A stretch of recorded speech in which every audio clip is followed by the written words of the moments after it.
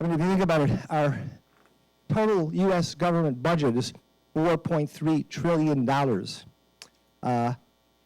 Over a quarter of that is consumed by HHS, and the majority of the HHS budget, $1 trillion, is CMS, Medicare and Medicaid, and the NIH gets a paltry, I think, $36 billion now, which is 0.8% of the total budget. And so the question is then, how do you influence these things? So looking around for opportunities to exert some kind of traction on government policy, public opinion, the media, it seemed that the APA, American Psychiatric Association, was really the best platform, not because it was such a great organization, but because it had a permanent office in Washington, it had 200 permanent employees.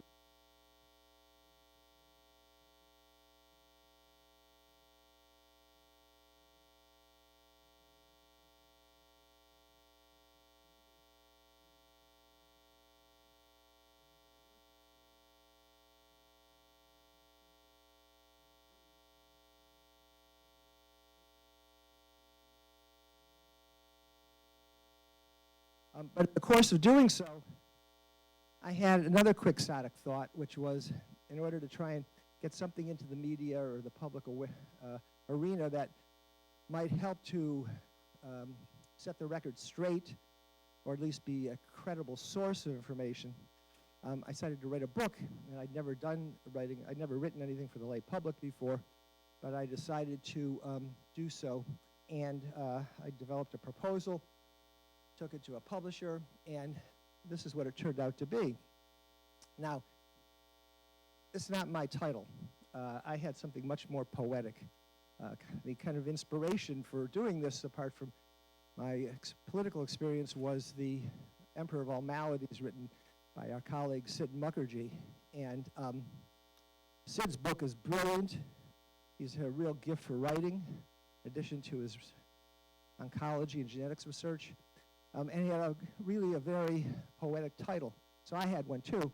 And the editor took it to her marketing people, and they came back and said, here's your title, Shrinks. And I said, well, that's kind of demeaning, isn't it? You know, it's like pimple popper for a dermatologist, or gas passer for an anesthesiologist. And he says, look, you want to sell books, don't you? This is what people think about.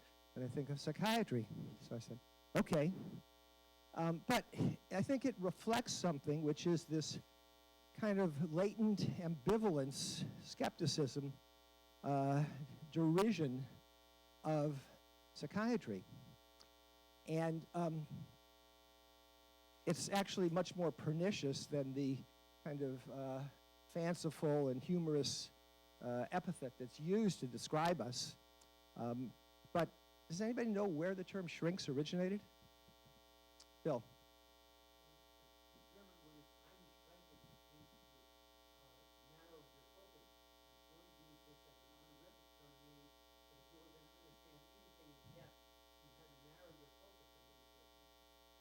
Did you make that up, or is that something you read somewhere? I beg to differ. I beg to differ. So, who recognizes the image on this cover of Time magazine? It dates you if you do, but it's okay. Who is it? Hopalong Cassidy. Most of you won't necessarily know who he was, but he was a famous cowboy hero on TV and the movies in the 1950s. And he was on the cover of Time magazine in 1950. And in the article describing this, he was just saying that he came from a small town, and if anybody had ever thought that he'd be on the cover of Time magazine and a big movie star at the time that he was growing up, they would have said he needed to go have his head shrunk. But it antedated this cover. It actually began on the back lots of Hollywood, Bill. Sorry to correct the more scholarly interpretation. And at the time, there was a movie that was made about this Amazonian tribe that has a ritual practice of shrinking heads of their enemies. Anybody know what the name of the tribe is? The Tavaro Indians. So they were making a movie about this, and on another lot, there was a problem actress who was causing a film to go over budget, And the studio mogul said, my goodness, we have a real problem here. We need to send her to a psychiatrist to have her head shrunk. And that was the origin of the term, at least as far as I could find out. But in any event, it reflects this, as I said, kind of skepticism, condescension, not taking seriously, that I think has accorded our field and really derives from mental illness. So, this attitude is pervasive to a significant degree. It comes up more humorously than otherwise, and here's some examples. So Samuel Goldwyn said, anyone who goes to see a psychiatrist ought to have their head examined. The definition of psychiatry is the care of the id by the odd. Psychiatry enables us to correct our faults by confessing our parents' shortcomings. And there's nothing wrong with the average person that a good psychiatrist can't exaggerate. I'm sure that many people here have their own experiences personally with how these kinds of slights, innuendos, biases are reflected. I have many. My own personal, I won't say favorite, but most egregious is a woman faculty member, another institution, who was quite successful, first in her family to go to college, much less medical school. And when she graduated medical school and told her father she was going into psychiatry, he said to her, I'd sooner you be a prostitute. True story. So what is it that really causes this kind of suspicion, disbelief, lack of valuation?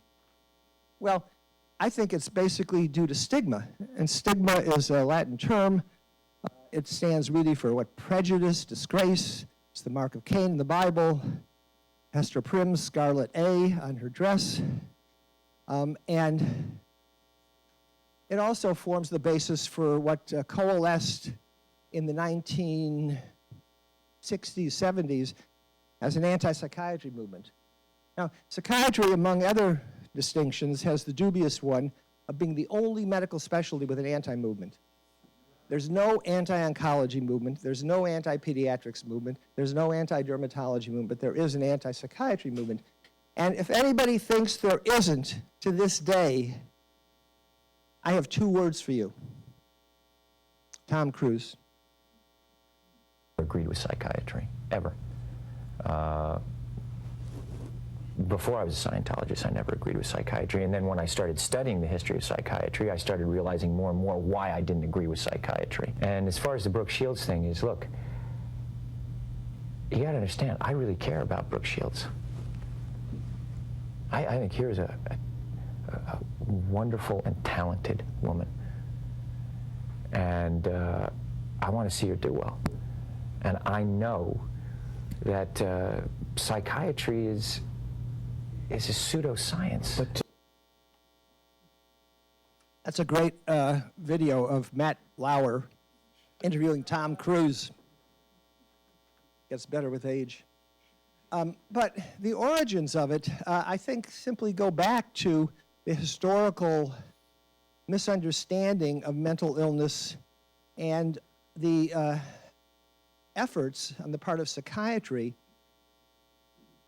inaccurate, misguided, ill-founded, unsuccessful, in some ways culpable, in other ways with the best of intentions, that contributed to a history of lack of understanding, fear, superstition, and lack of grounding in understanding in scientific terms. Now, over the centuries, there have been many conditions that have been accorded that kind of stigma. I mean, leprosy was terrible, the plague, tuberculosis, cancer. But mental illness is certainly one of the longest standing and one of the more enduring. And the early conceptions of mental illness had to do with really attributing the disturbed behavior, the abnormalities in the person's functioning to supernatural, spiritual, demonic factors. Somebody was possessed, somebody was spiritually cursed, Somebody was supernaturally imbued by God with special powers into sainthood.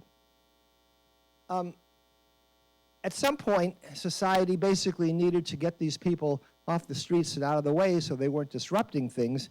And they weren't put in prisons, there weren't hospitals, they were put in places like almshouses, poorhouses, to custodially contain them. The conditions were barbaric and nothing therapeutic was really done. The turning point in this process came at the latter part of the 18th century with Philippe Pinel, a French psychiatrist. Pinel, by the way, started out his professional life as a journalist, but his best friend became depressed and walked off into the Bois de Boulogne one day and killed himself. And this motivated him to study medicine and go into psychiatry. And Pinel's crediting for bringing a disease-oriented and a humane approach to managing custodially people with mental illness. Now, he also was credited with what was called moral therapy, and we think of moral therapy as just treating people humanely, but it was actually much more than that. I don't know if it's the French translation or what, but it had to do with a mode of interaction that staff had with people in the institution to try and sort of structure their behavior in normative ways. And so in that sense, it was the first kind of psychosocial therapy, moral therapy. But the reality is it didn't do much in terms of therapeutically helping people, but it did treat them much better than they had been historically. Subsequently, efforts based on science or pseudoscience or limited science came up with various types of remedies that could be applied to suppress the agitation, the disruptive behavior, the difficulty in managing people. But these were either preposterous or in some cases barbaric. Benjamin Rush, considered the father of American psychiatry, engaged in a variety of practices that, looking back now, were pretty bad. He had substantial phlebotomizing. He used potent laxatives to induce purging. But these were done really with the best of intentions, but a lack of knowledge. Science didn't really pervade and guide medicine in its full sense until the 19th century. And in this context, people that were in the field of brain science, which was neurology, psychiatry, which were pretty much commingled, if not joined, they were in the lead. They were in the forefront. But at the time, the kind of molecular genetics or molecular biology of the day was anatomic pathology. So taking cadavers, dissecting them, trying to correlate pathologic stigmata in the cadaver tissue or organs with the antemortem symptoms or disorder that people suffered from. And the epicenter of scientific medicine in that period was undoubtedly in the German-speaking countries. There were some in England, some in Italy, some in other countries, but it was most concentrated in the German-speaking countries. And this list here are all psychiatrists who are notable for their contributions in one or more ways to our understanding of brain science and psychiatry. So Johann Ryle, in 1806, coined the term psychiatry, from psyche, mind, and therapy to heal. Greisinger, in the 1830s, 40s, was the father of what we now think of as biological psychiatry. In other words, instead of thinking of it as some mental illness as some representation of either societal factors, spiritual factors, or otherwise, said it was rooted in the brain and disturbances in the brain. He spent his life focusing on this. He started the first journal of biological psychiatry. He was the head of a prominent department, and he basically discovered nothing in the course of his scientific efforts. Wernicke, Fleischig are known for their anatomical work in defining anatomic regions and functions. Meinert is also known for his anatomical studies, the nucleus basalis of Meinert. Binswanger syndrome, was a psychiatrist, and identified or characterized this vascular dementia that now bears his name. Arnold Pick's disease, frontotemporal dementia. Alzheimer, of course. He was a psychiatrist and a protege of Kreplin's. Now, Kreplin, like his colleagues, spent his career also practicing the coin of the scientific realm then, which was anatomic pathology. The problem was that couldn't find anything. There were no histopathologically specific factors that could be identified in the brains of people who ante-mortem had schizophrenia, melancholia, manic depressive illness, neurasthenia, or any other condition. And so he wisely resorted to this painstaking kind of descriptive scientific approach, which is to basically catalog symptoms and chart an individual's natural history over the course of their life. And it's using this method that he made the seminal distinction between dementia praecox and manic depressive illness, melancholia, and everything else. And dementia praecox at the time was the term he used because what he was impressed most with was not necessarily the psychotic symptoms, but the fact that individuals that had this condition experienced this intellectual deterioration, and thus the term dementia, but instead of being in late life, senile dementia, it was in early life, dementia praecox. And then Wilhelm Wundt. So Wundt, maybe you know what Wundt's distinction is? Catherine, you have to know. It's not quite coming back to me. I know it's on the psych test. Well, that's true, but no. He was a physician, psychiatrist, and he's credited to be the founder of psychology. He founded psychology. Experimental psychology, that's right. And he realized that the search for the biologic bases of mental illness and what was driving behavior wasn't identifiable by the current methods, and so he began to create these metaconstructs that were psychological mechanisms of the mind that drove behavior and could be disturbed in mental disorders. William James is kind of his counterpart in the United States, but Wundt was by far more an experimentalist and a scientist than James was. So throughout the entire 19th century, whereas medicine sort of really accelerated in terms of applying scientific methodology, generating knowledge about disease, developing therapeutic approaches based on that, psychiatry was kind of left in the dust. Not for lack of trying, and not for lack of having some of the most capable people in medicine being in that discipline and pursuing this investigative strategy. So, towards the latter part of the 19th century, you have, in effect, kind of an intellectual vacuum with respect to mental illness. Now, mental illness existed, may not have been defined exactly as we now do. The exact population frequencies were undoubtedly underestimated, but it certainly was there, and nobody would argue with that. But we didn't know much about it, and we couldn't do anything. And then came Freud. So Freud was a neurologist, as you know, but there was such overlap in their practices that he began to formulate his theory based on his experiences with patients who came in ostensibly with various neurologic conditions, but there was no known reason for it, and he began to speculate as to what psychodynamically might be causing it.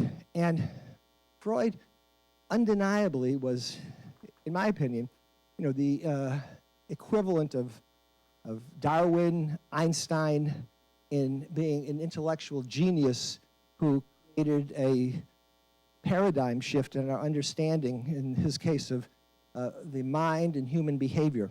I mean, prior to Freud, there was no conception of the mind. It was a tabula rasa. Children were little adults.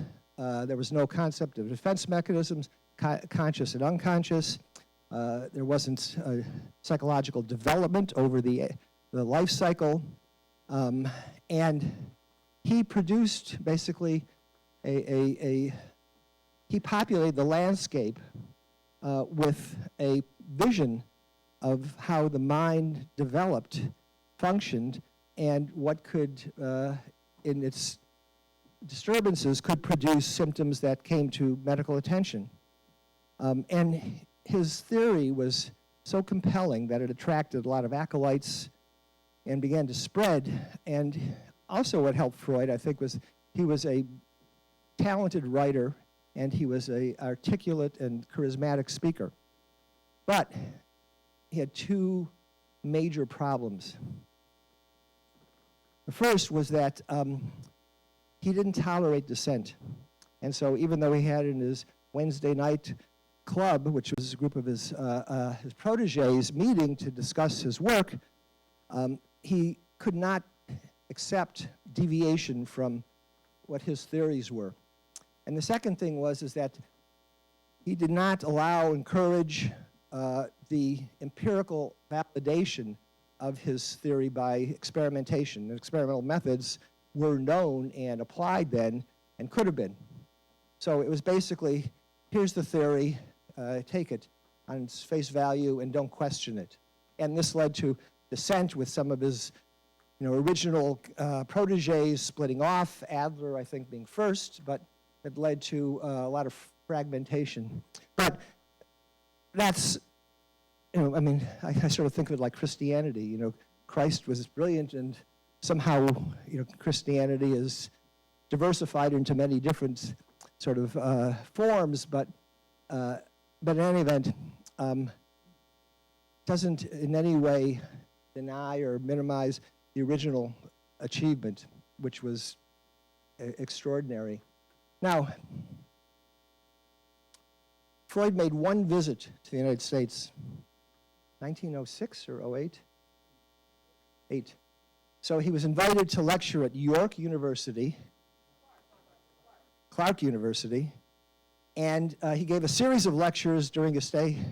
And I don't know if this is apocryphal or real, but story has it that his most favorite protege, Jung, accompanied him.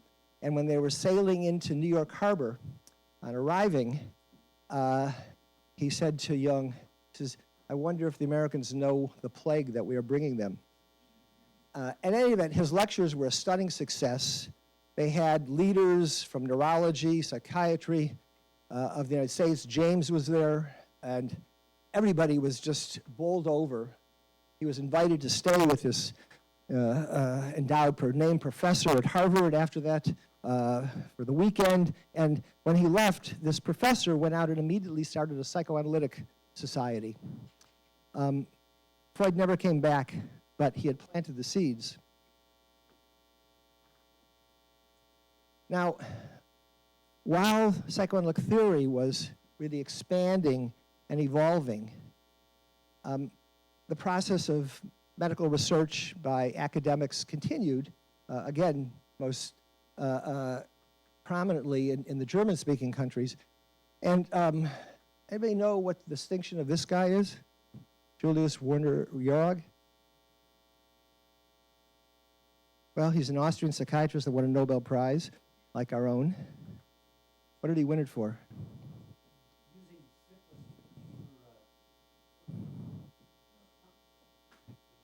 You are a true scholar, Bill, but you just don't get it quite right.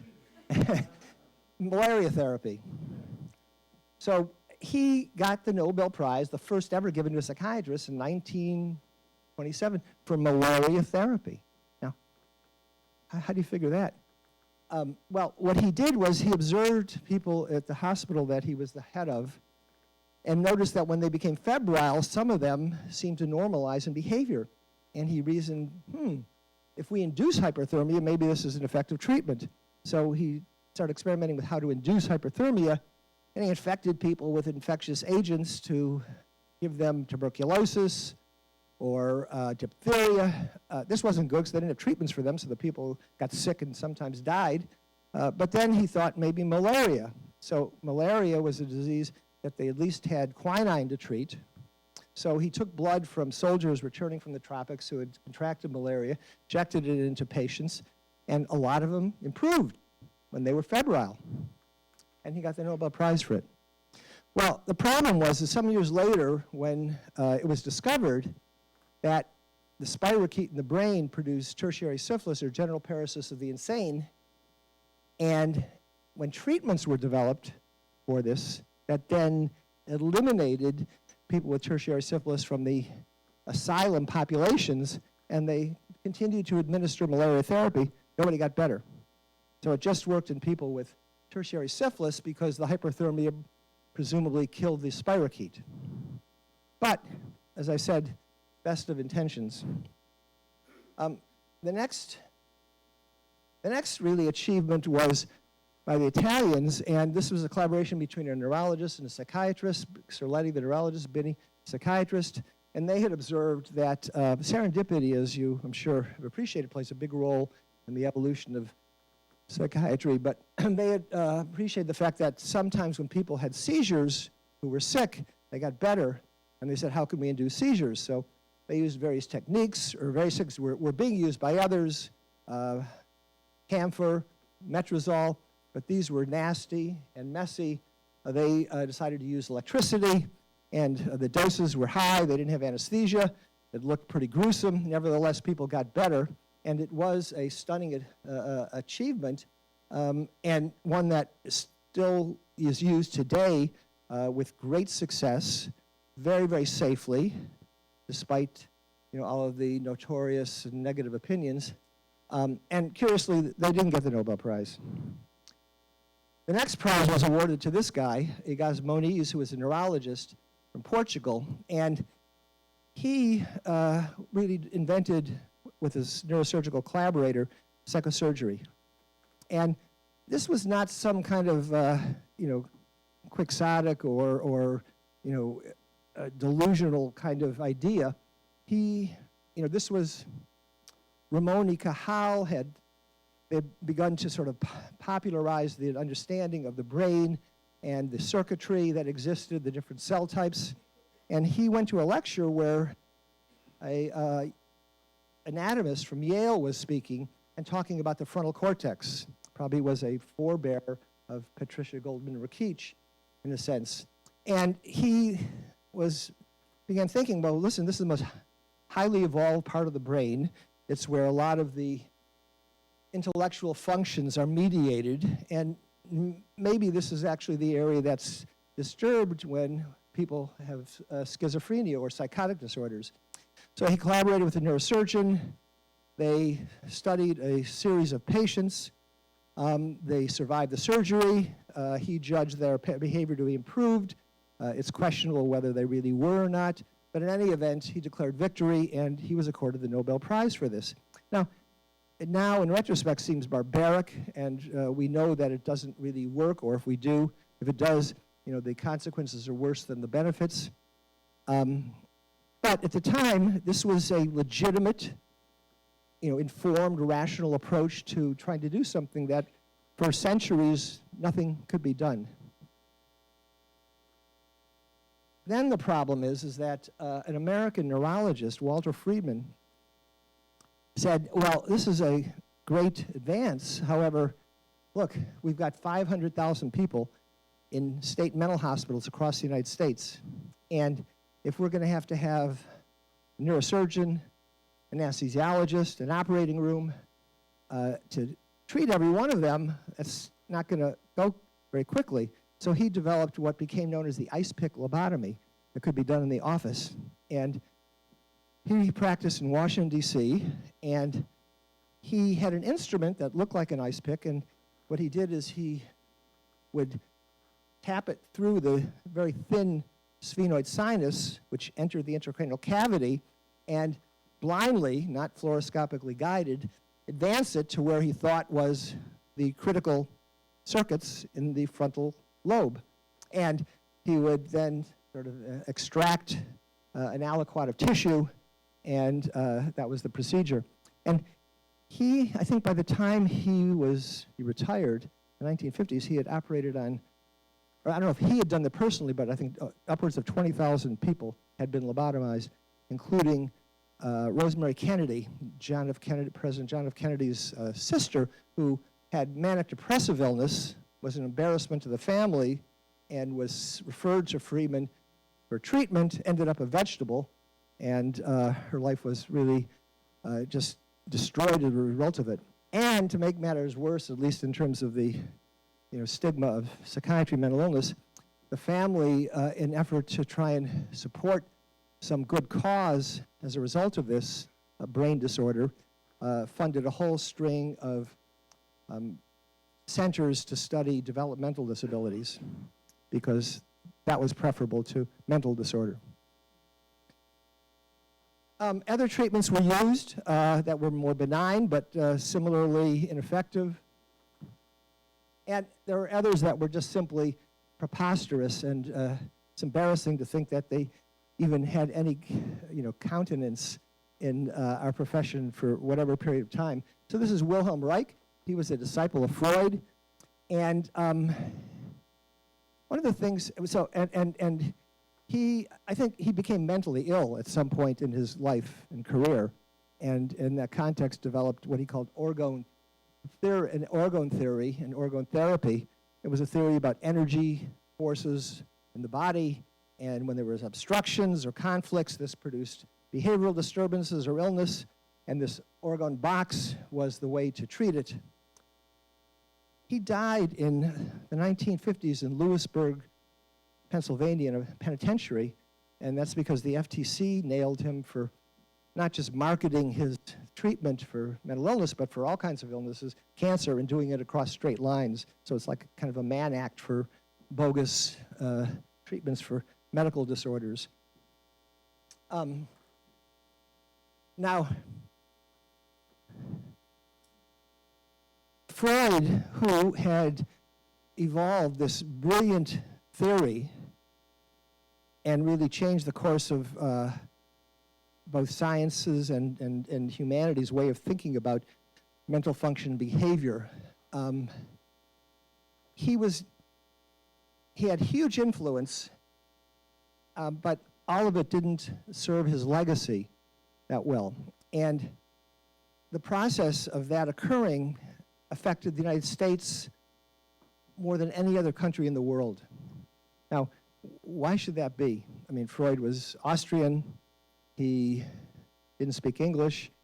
He lived most of his life in Europe.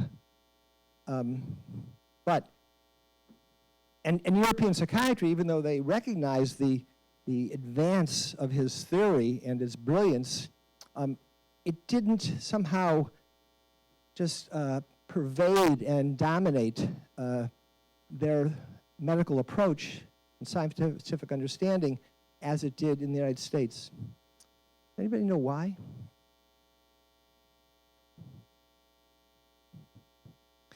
It was World War II. So Freud was Jewish. Most of his original group of proteges were Jewish. Ernst Jones was the exception. And one of his proteges snidely commented on the fact that Jones couldn't quite measure up to the quality needed to practice the master's talk therapy because he wasn't Jewish enough. But in any event, when Hitler came to power and the Nazis, a lot of Jews had to flee, and included the analysts who had studied with Freud or embraced his theory.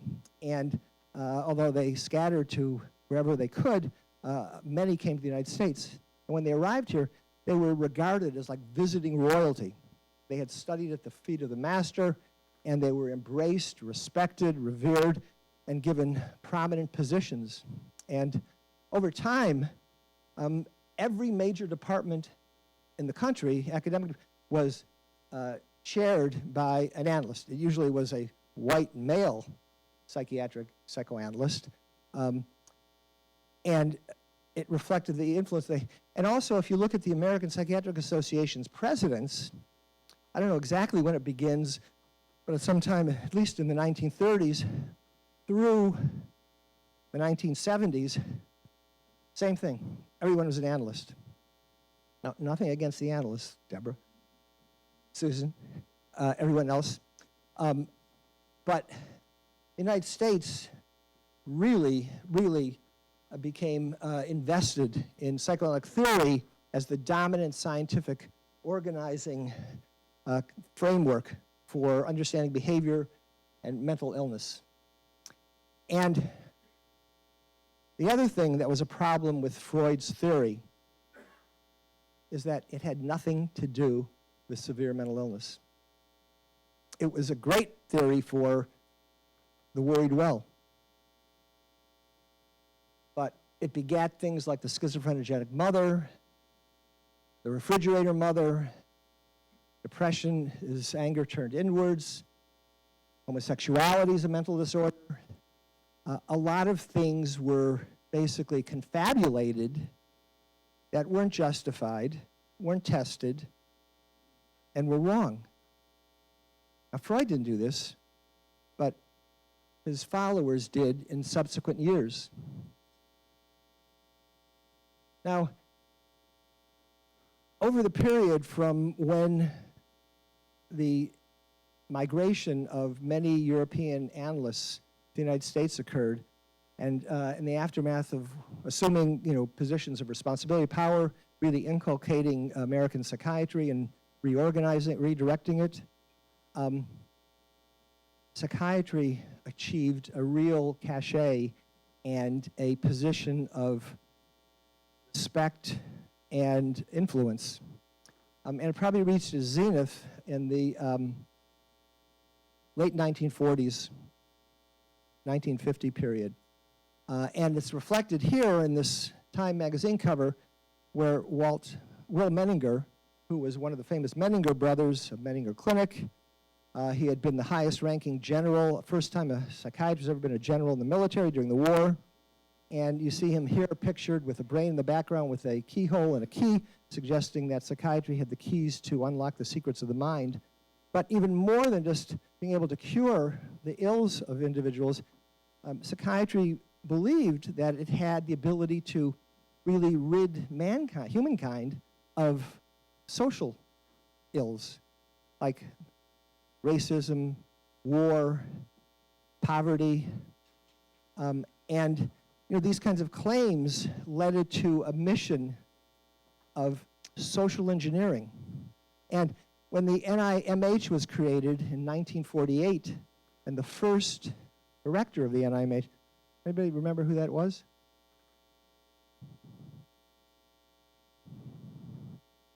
A guy named Robert Felix. Robert Felix would not allow scientific research to be done. He only would fund social research, thinking that these were the bases which mental illnesses were caused by the way they impacted the mind and human behavior by influencing whatever the dynamic structure that he believed in was. So at the time, psychiatry was not just influential, it was also trendy.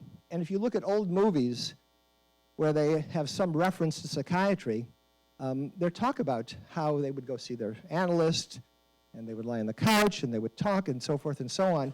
And it's sort of like plastic surgery is today. It was a sign of prestige or trendiness to have an analyst. Well, shortly after, the bloom came off the rose. And this began to occur because of the fact that despite all these claims of scientific insights and brilliance, the reality is that over 500,000 people were in mental hospitals in states across the country, and nobody was getting better. Moreover, the conditions were appalling. So, I don't know if who here sort of remembers Geraldo Rivera's Willowbrook story, where he kind of revealed the terrible conditions in a developmental disability institution in New York, or Frederick Wiseman's Titicut Follies. But when the public became aware, just like the public is made aware of things like the Vietnam War or the brutalities of police in the civil rights movement, when the public became aware of it, they were outraged, and the government was outraged. And they were thinking, what the heck? Psychiatry is supposed to be so great, it's curing everybody. Interesting thing, I don't know if it's still the case, but up through the 1970s, the city in the United States that had the highest per capita number of psychiatrists was Washington, D.C. And the reason for that was because government health insurance paid for analysis. That was stopped pretty quickly after this. And then the dagger in the heart came from a psychologist named Rosenhan.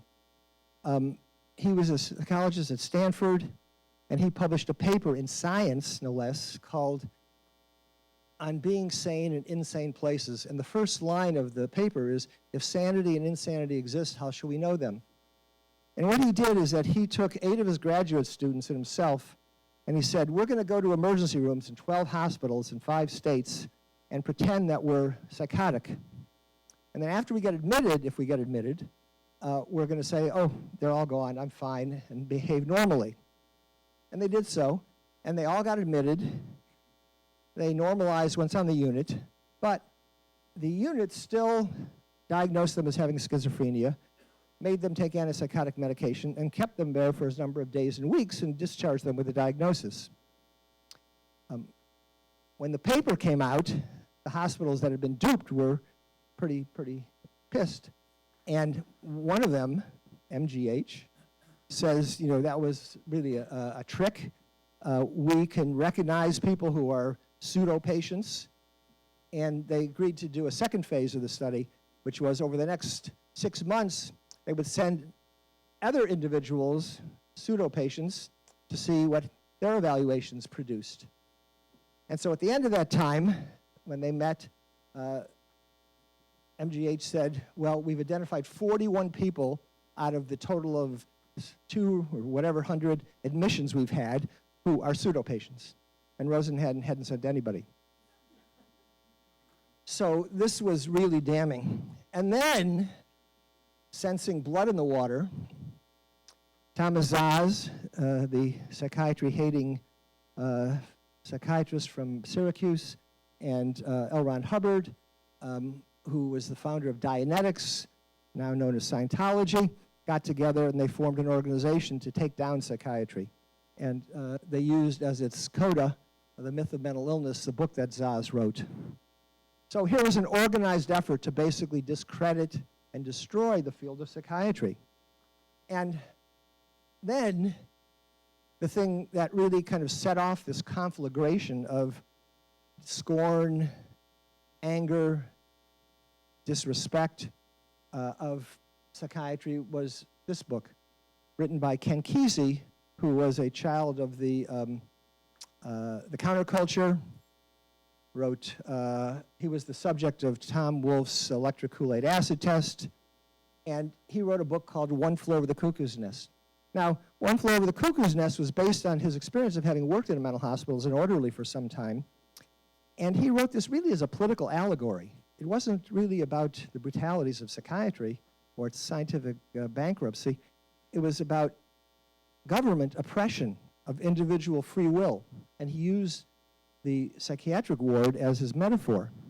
And in the story, the main character is a guy named Randall McMurtry, who's kind of a free spirit / sociopath who likes to have fun, gets in trouble, and he gets in trouble in a way that would have sent him to jail, but he gets the idea that let me just pretend I'm crazy and they'll send me to a mental hospital instead.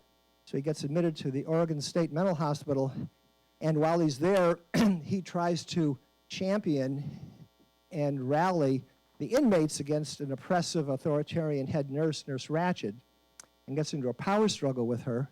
And she attempts to suppress his rebelliousness, first with medication, then with ECT, and ultimately a lobotomy. Some years later, Miloš Forman made a movie. Out with your gum. Huh? Out with your gum.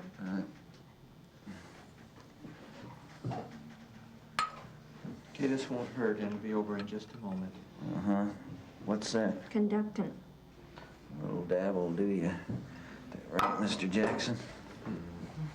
Open your mouth. What's that?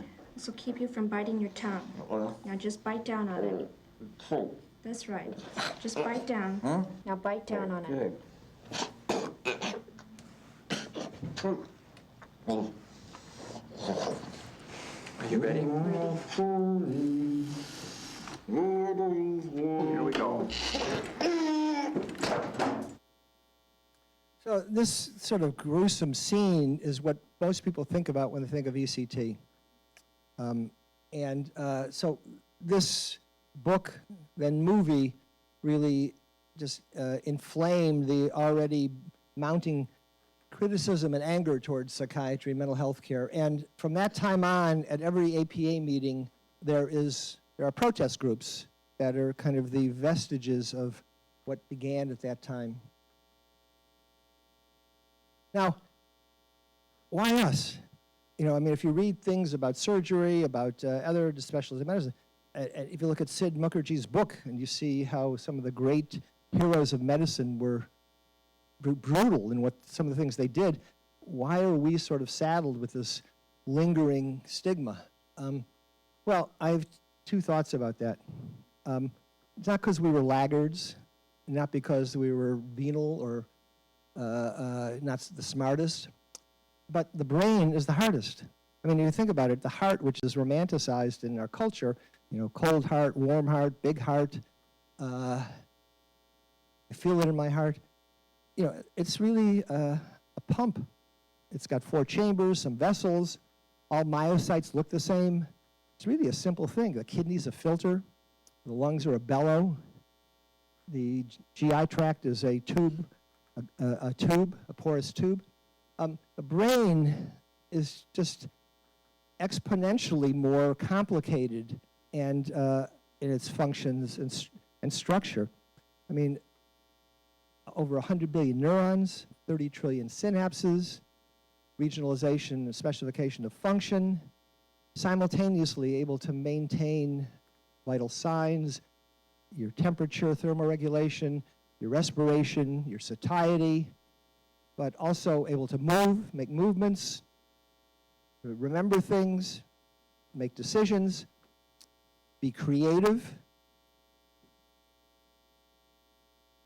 house your personality, and also, if you go in for those things, the spirit, the soul, all of these things simultaneously, outside of awareness. So the human brain is the most complex structure, not just in the animal kingdom, but probably in the universe. And the parts of the brain that we deal with are the most highly evolved in the animal kingdom. So it just has taken a long time because it's really tough. Now, most, if not all, scientific progress is really very much methodology or technology dependent. Galileo couldn't prove heliocentrism without a microscope. Pasteur needed without a telescope. Pasteur needed a microscope for his theory of microorganisms. We didn't have these things. So, in my opinion, the turning point came in the early 1970s, and I'm proud to say that one of our faculty was actually the hero. And it came in 1973 when, with all those things happening that I just showed you slides of, the APA's Board of Trustees called an emergency meeting. They really were afraid of congressional hearings and being kind of disenfranchised by medicine, insurance companies for payments, hospitals, and so forth. And they said, we've got to do something to really change the game. And what they decided was the best way to do it was to completely revamp its nosology. And they chose Bob Spitzer to do that. Bob came to the task, in a pretty much unremarkable way, but in picking him, they picked somebody, and for those of you that know or knew him, you'll understand, a guy who was just, first of all, razor-sharp intellect, relentlessly pursuing the truth, didn't let anything stand in the way, was not going to play politics, and was fair and just. And so he was trained as an analyst, but he became disillusioned because his patients with severe conditions weren't getting better. So he took this on, and he ran the DSM-3 committee, and he used the methodology of not prejudging anything, but saying, what is the empirical evidence support in justifying why a given condition should be specified as a disorder? And based on this, he essentially copied what Kraepelin had done, which is descriptive phenomenology. In other words, if we can't be valid, meaning we don't know the etiology, at least we can be reliable. We can have a describable reason for why we're calling this, and that, and that everybody can agree on and everybody can do it the same. And as science produces findings that cause the need for change, we'll do so. And so this is this painstaking, systematic, arduous process that he applied to be able to justify the basis for diagnoses. And it produced DSM-3. Now, if he had just done that, that probably would have been enough. But he did some other things, and two of which are just extraordinarily heroic. One is that he believed that homosexuality was a disorder, just like most American psychiatrists. But he was sympathetic to appeals that were made to him by individuals who had to be anonymous because to be publicly known as gay threatened your career. And he then set up a task force to evaluate the basis for considering homosexuality a disorder. And as a result, it was removed. Now, he couldn't remove it immediately all at once. He created this transitional diagnosis, which is like dysphoria associated with sexual orientation, but that eventually was removed also. The other thing is that he, for the first time in the DSM, installed or inserted a condition for trauma, emotional trauma, which is PTSD, which has been known for centuries. You know, soldier's heart, shell shock, battle fatigue, combat neurosis. And the way this came about was that he was approached by colleagues who had been working with Vietnam vets who had come back from the war and were really emotionally very impaired. And there was no effort to try and provide care for them. They were really, they were regarded by the public at large as baby killers and really criticized and treated very badly. And many of them had sustained emotional trauma. So in these rap groups they had, some psychiatrists, including Robert Lifton, who's a member of our faculty now, sort of participated and became very much impressive. This was actually a definable syndrome. And they came to Bob, they spoke to him, and he impaneled Nancy Andreasen, who was on the task force, to basically convene a subcommittee to evaluate the evidence for this, and as a result, that went into disorder.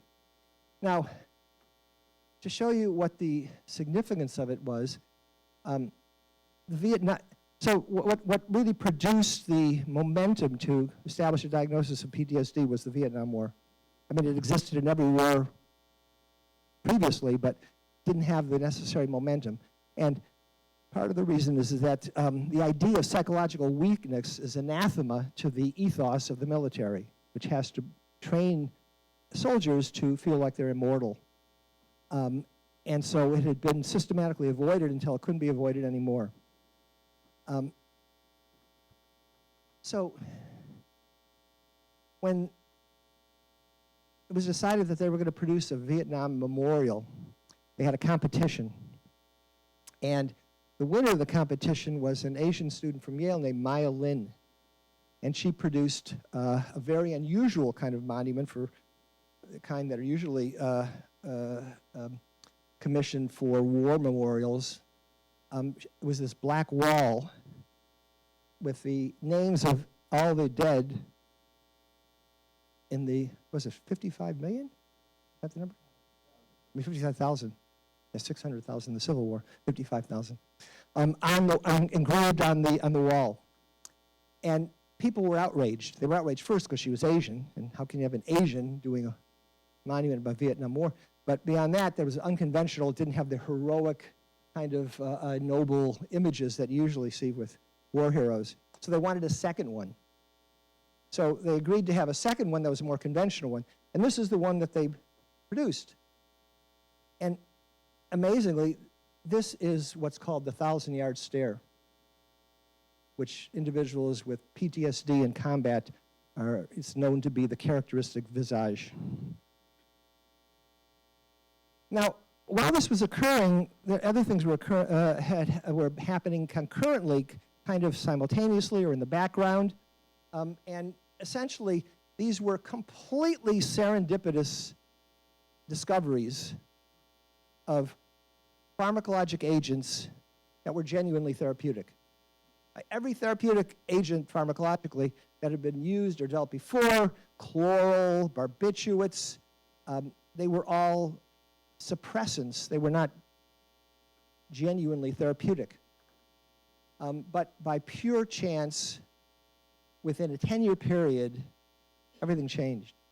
And the first was chlorpromazine. So this is Henry Lieberman was a French surgeon based in Tunisia. You know, not necessarily Harvard or even the Sorbonne. He was in Tunisia. And he was trying to produce a drug that would be effective in surgical shock. And to make a long story short, after trying it in surgical patients, observing the effects, he persuaded a psychiatrist colleague to try it. Initially, it wasn't successful. It produced profound hypotension. It was banned from being used, but he persevered. And DeLay and Denneker used it, found that it was dramatically effective, and the rest is history. The first therapeutic agent for mental illness in human history. Now, unfortunately, while it began to spread through Europe in terms of its usage, when they tried to, SmithKline, French, SKF, tried to bring it to the United States, there was a very cool reception. And that was because the analytic tradition felt that it was like giving aspirin for fever instead of alleviating the underlying cause of the infection, and it would avoid being able to determine the underlying psychic conflicts that were causing the illness. And it took Hans Lieberman, a Canadian who came to New York and was the research director for the New York State Office of Mental Health, to do a study that was published in the American Journal that couldn't be ignored. And the drug was first tested in the early 1950s. By 1962, 58 million people around the world were on chlorpromazine. And it was like an awakenings. The next was this guy, Roland Kuhn. Roland Kuhn was I better hurry, a Swiss psychiatrist. And chlorpromazine was such a moneymaker that other companies were racing to develop drugs that could be used as antipsychotics.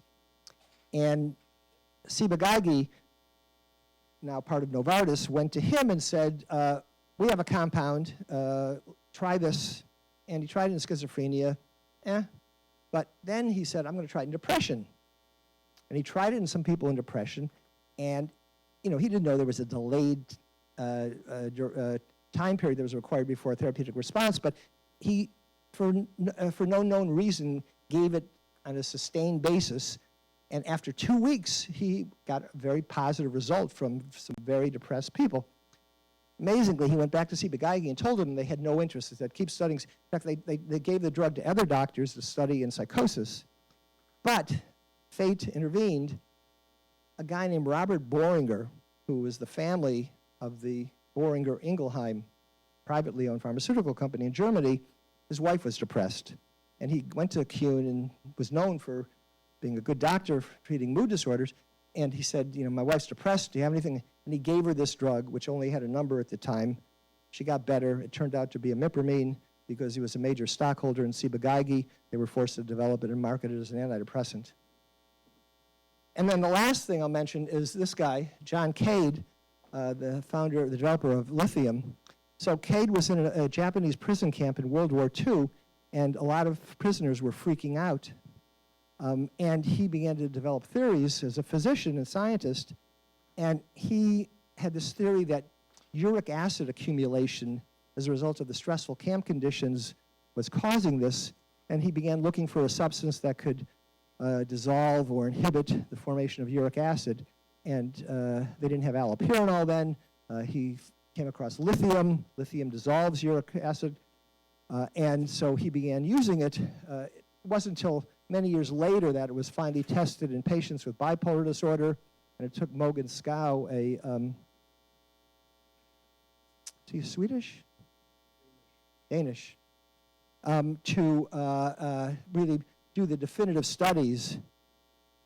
But even though this took place in the he made his first observation when he was during the war, 1940s. It wasn't until the 1960s that it was tested and found to be effective in humans for these conditions.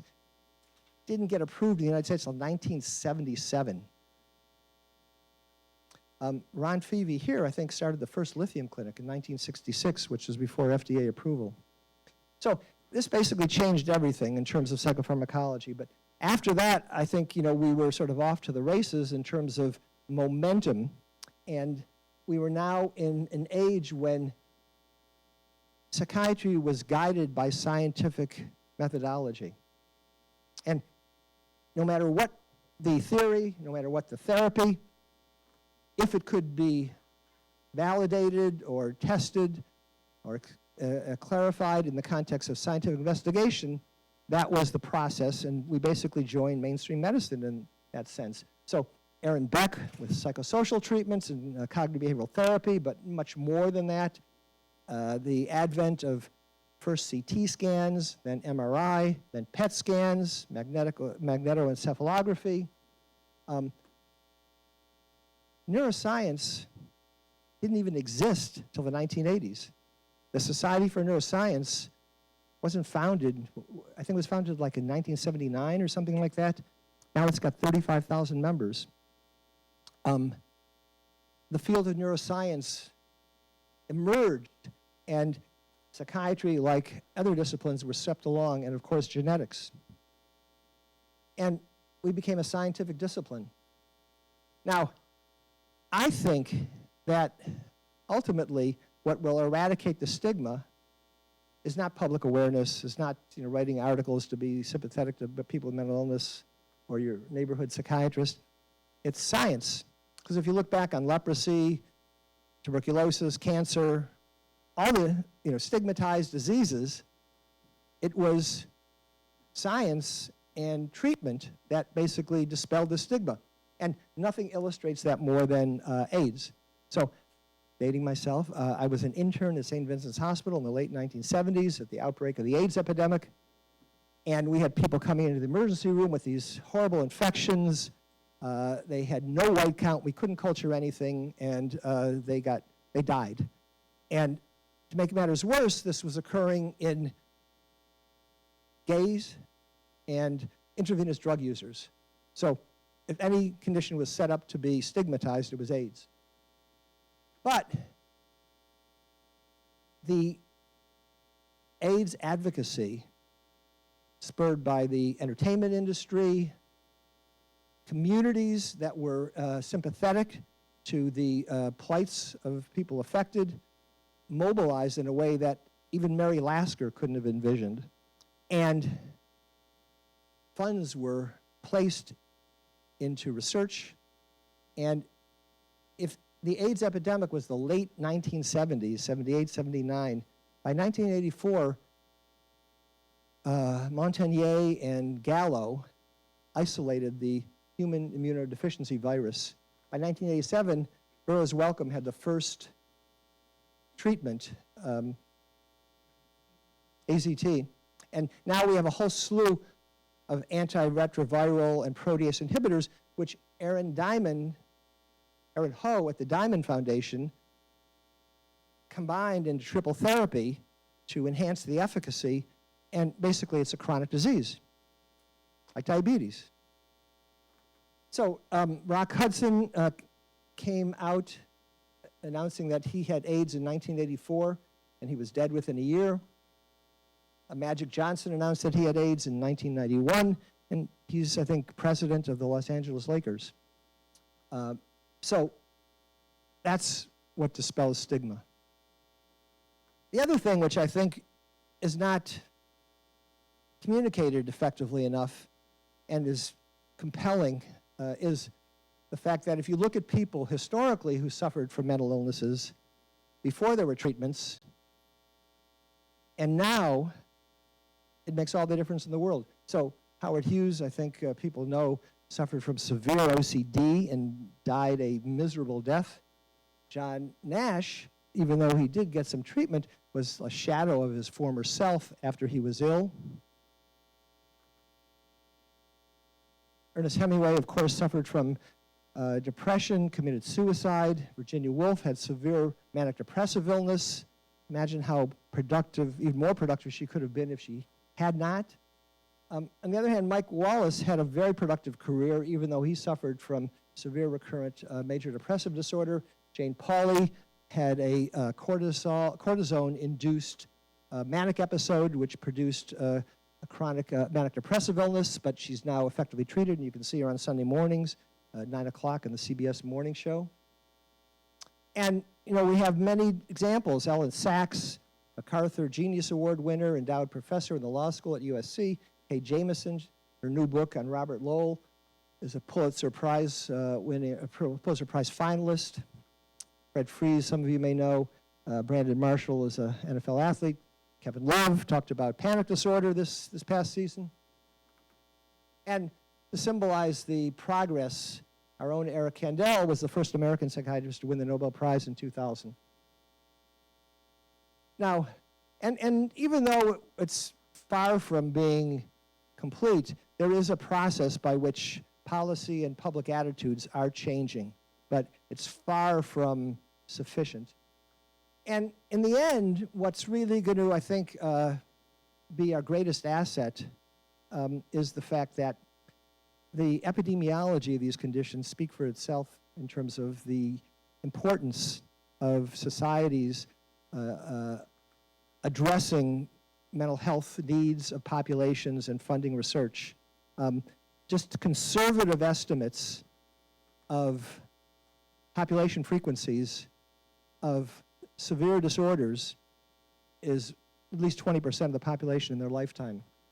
And if you look at the economic burden, such as demonstrated by the World Bank Global Burden of Disease, where they use a metric of disability-associated life years, DALYs, to indicate what's the economic burden to the world of given disorders, you see that mental disorders are right up there. And because so much effort has been devoted to research and treatment of these conditions, these numbers go down, whereas ours don't change or even go up as identification is expanded. So the World Bank estimates that by 2030, mood disorders will be the most expensive condition in terms of global burden of disease. And then there are the social pathologies, which are the main thing that get the media attention. It's not all the really fundamental stuff. Homelessness, prisoners, addiction, PTSD, suicide, domestic violence, mass violent incidents.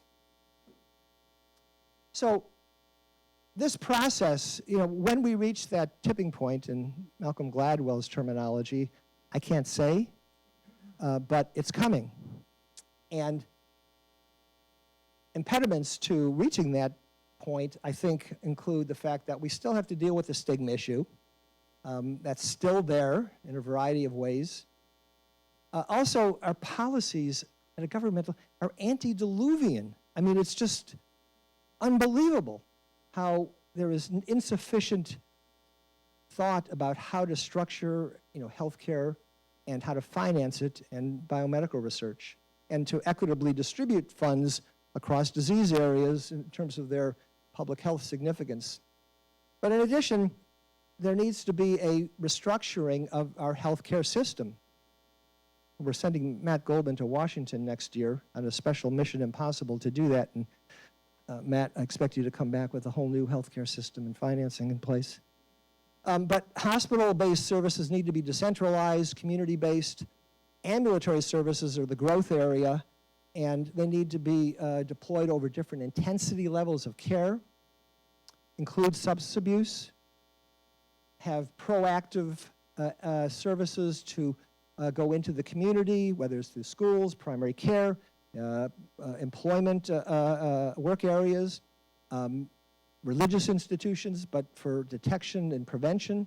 And we need some type of residential capability.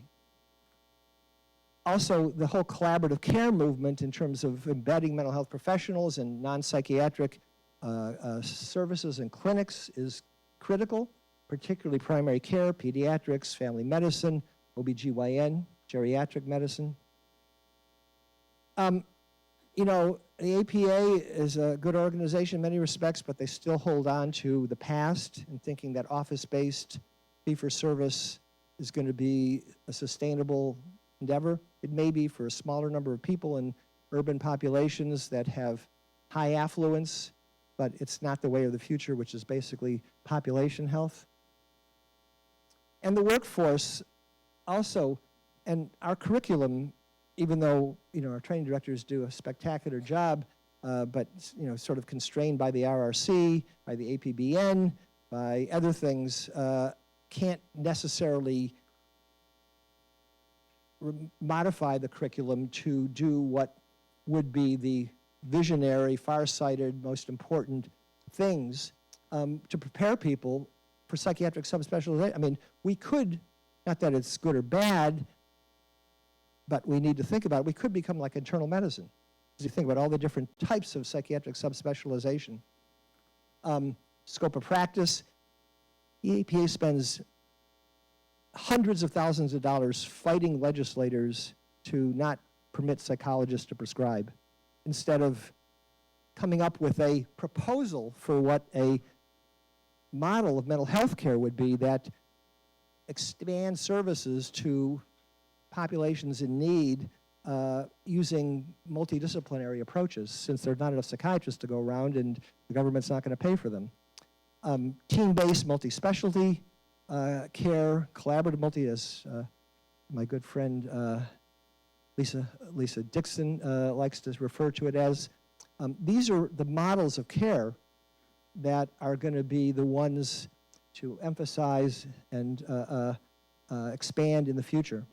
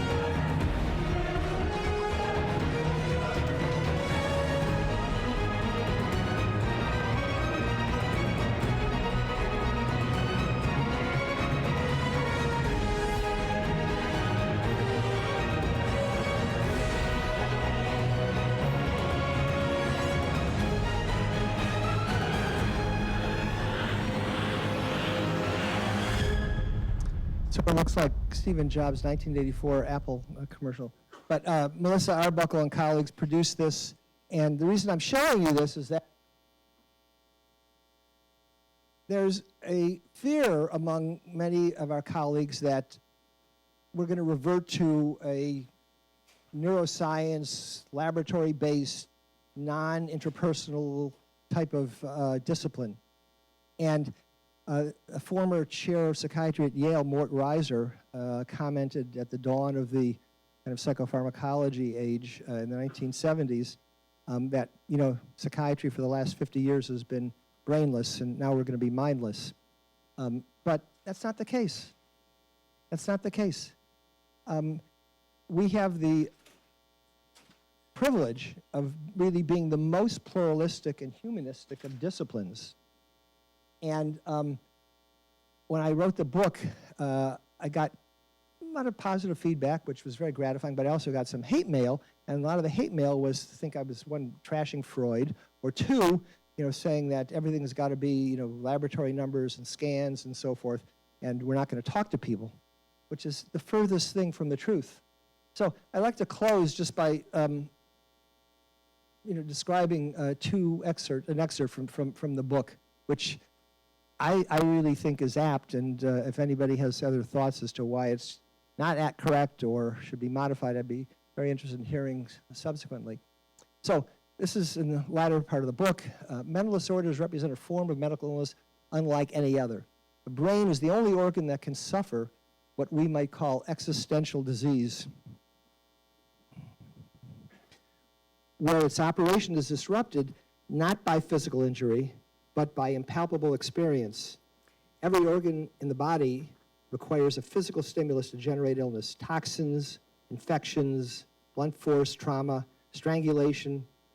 But only the brain can become ill from such incorporeal stimuli as loneliness, humiliation, or betrayal. The brain is an interface between the ethereal and the organic, where the feelings and memories comprising the ineffable fabric of experience are transmuted into molecular biology. Mental illness is a medical condition, but it's also an existential condition. Within this particular duality lies all the historic tumult and future promise of our profession, as well as our species' consuming fascination with mental illness. No matter how advanced our biological assays, brain imaging technologies, and genetic capabilities become, I doubt they will ever replace the interpersonal and intrapsychic elements that are integral to existential disease. Thus, interpretation of the personal human element of mental illness by a skilled, compassionate clinician will always be an essential part of psychiatry, even in the most biological of mental illnesses such as autism and Alzheimer's. At the time, a purely psychological account of the patient's disorder will never suffice to explain the underlying neural and physiological aberrations giving rise to the manifest symptoms. Only by combining a sensitive awareness of the patient's experiential state with all the available biological data can we hope to offer the most effective care.